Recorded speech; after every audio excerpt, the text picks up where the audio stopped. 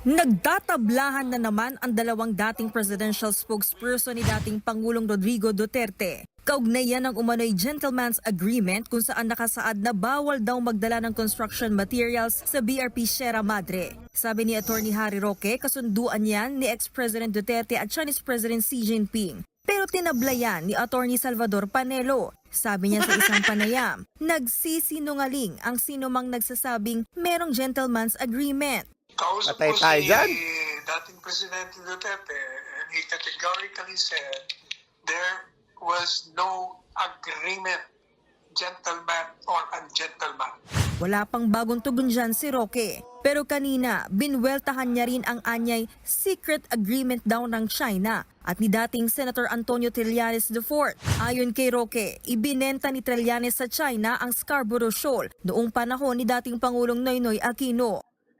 Alam mo, sa totoo lang, medyo sumasakit ang ulo ko dito sa dalawang to.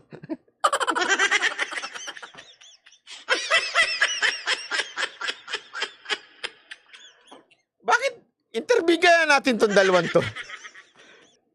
Attorney Roque, Attorney Panelo. Pwede ba namin kayong imbitahan? At na mag-usap-usap nga tayo dito. Ano ba talaga? Ano ba talaga ang totoo?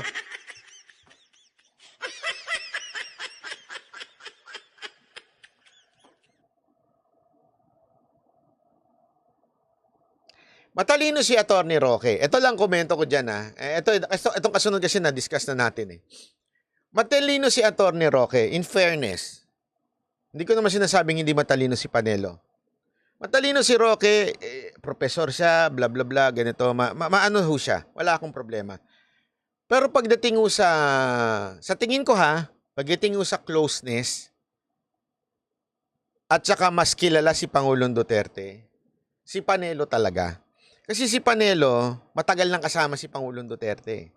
Mayor pa lang siya, talagang kasama niya na huyan. Alam nyo, mahirap talagang minsan intindihin, magsalita ho si Pangulong Duterte. Yung mga pinanggagalingan niya. Aside from language barrier din minsan kasi iba din ang iba yung minimin pagka galing sa Bisaya tapos itinagalog. Minsan talaga merong konting difference yun. Hindi talaga perfect. So sa akin, mas may punto dito si Panelo, eh. Na there was no gentleman's agreement na sinasabi ni Spokes. But more than the gentleman's agreement, ipinagpatuloy lang what is really happening nung hindi pa presidente si Pangulong Duterte. Di ba ha? Anong ibig ko sabihin? Kasi kahapon pinakita natin, eh. Yeah? Binigyan na natin dito ng paliwanag. Pinakita natin that yung quote-unquote gentleman agreement na hindi magdadala ng construction materials nang simula kay Pinoy. It started on Pinoy's time. Sabihin si Noynoy Aquino, dating presidente natin. Nanggaling sa kanya yun. Nagsimula doon yun. So maybe, ang ginawa lang ni Pangulong Duterte as a succeeding president nung sumunod, sabi niya, sige, ituloy na lang yung ganyan, basta hindi kami magdadala.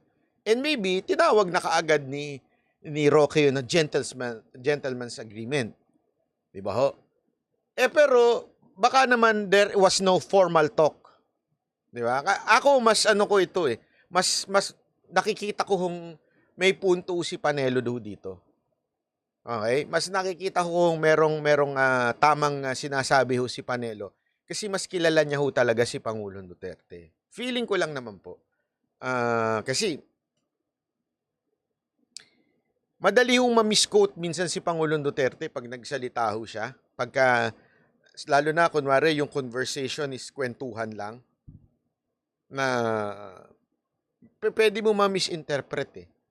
Unless, eto yun, nakasama mo ng maraming beses. Kasi makikita mo na, kasi minsan, tandaan niyo ho ito, ha, in terms of communication. In communicating with someone, you have to understand kung ilang beses niya nang sinabi yon. At ano talaga ang punot dulo o yung konteksto ng kanyang sinasabi. Huwag ka lang pipick up sa isang sinabi lang niya. Kailangan, ano ba yung sinabi nito dati? Bakit pa niya ito sinabi dati? Kailangan yung buong konteksto. Anong ibig ko lang sabihin? Ibig ko lang sabihin, si Panelo ho kasi, mas nakikita niya yung mayor pa si Pangulong Duterte, bago pa naging presidente, yung puso ni Duterte mas nakikita ni Panelo. Yun o ang tansya ko ha. Hindi ko naman sinasabing hindi alam ni Spokes Roque yon, pero mas matagal na ho kasing nakasama ni Panelo si Pangulong Duterte. Nagkataon lang mas madaldal si Roque.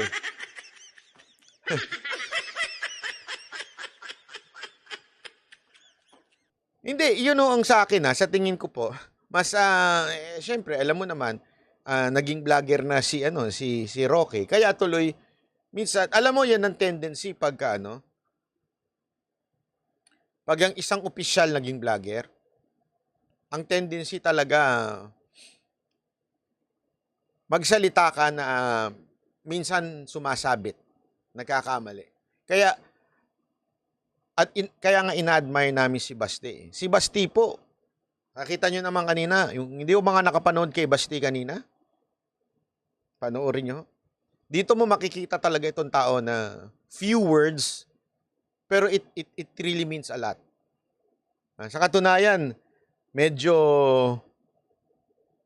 pinupush. Actually, ito para lang sa kaalaman ninyo. Ito sinabi naman Noong una, ayaw pa pumayag ni Basti kasi ayaw niyang makialam sa national. As much as possible, ayaw niyang makikialam sa national issues. Bakit? Hindi niya linya Yung sabihin, hindi maganda. Dahil Duterte siya, tapos pakikialaman niya yung issue ng national na yung presidente pinagre-resign niya. Diba? Ayaw niya nun. So, yun ang kabilin-bilinan niya. Parang, huwag tayong pupunta sa issue ng national. Kung ano lang yun dito sa Davao.